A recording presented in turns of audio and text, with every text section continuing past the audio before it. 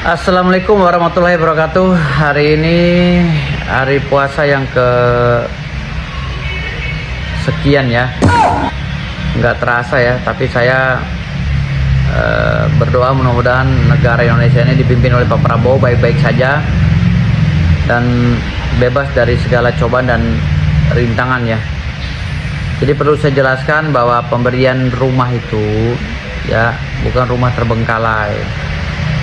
Rumah itu udah selesai, memang terbengkalai 2,5 tahun pada saat itu, sehingga klien saya, pemilik developer itu bangkrut ya, gara-gara ulah-ulah orang-orang yang sudah dibantu tapi tidak tahu diri.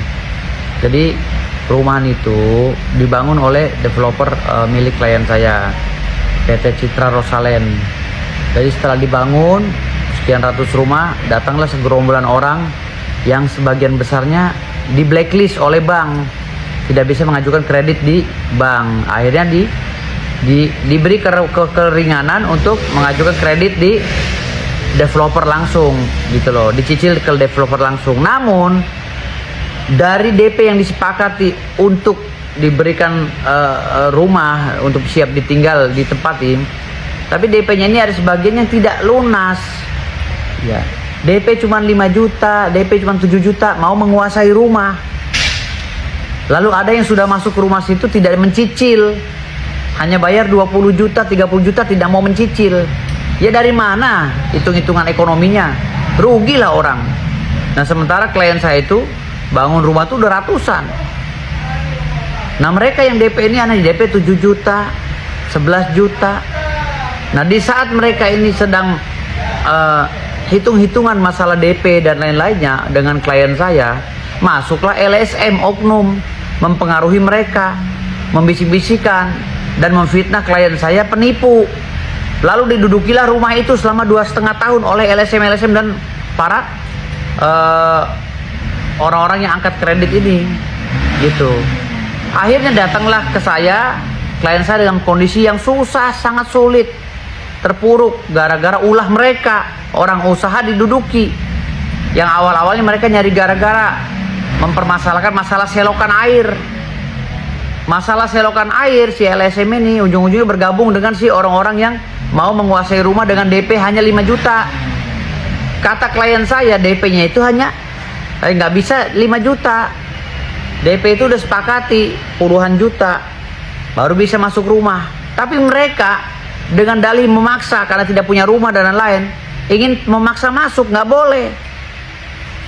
Akhirnya yang sudah bayar, yang nggak nyicil terpengaruh. Yang tadi yang nyicilnya normal terpengaruh mereka, udah nggak usah bayar, kita kuasai aja rumah, nggak usah dicicil. Nah itu yang membuat rugi. Nah mereka ini bergabung, yang jumlahnya sekian ratus ini bergabung menggugat klien saya di pengadilan.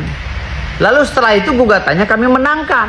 Kenapa? Karena klien saya ini sudah membangun rumahnya gitu loh. Karena menurut undang-undang PUPR yang namanya akad, si pemilik rumah ini, si pemilik developer ini kalau sudah membangun atau minimal membangun pondasi saja itu sudah tidak bisa kena pidana atau perdata, karena dia tidak bisa dikenakan wan prestasi atau apapun gitu. Itu undang-undang yang mengatakan.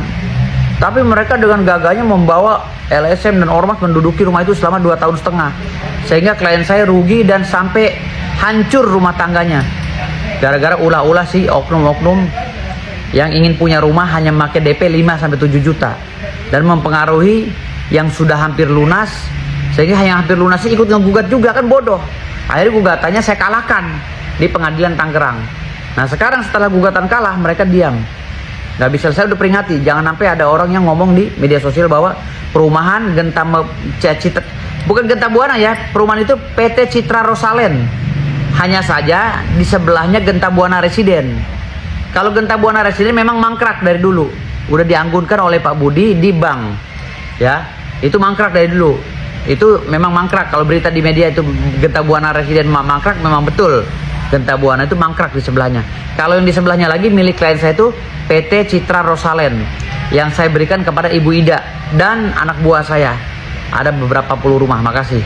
Itu aja penjelasan dari saya. Saya Dr. Kardiat Muhammad Bidas OBSM CMK ya, memberikan nasihat kepada kalian, jangan gegabah menjelek-jelekan perumahan milik klien saya, ya.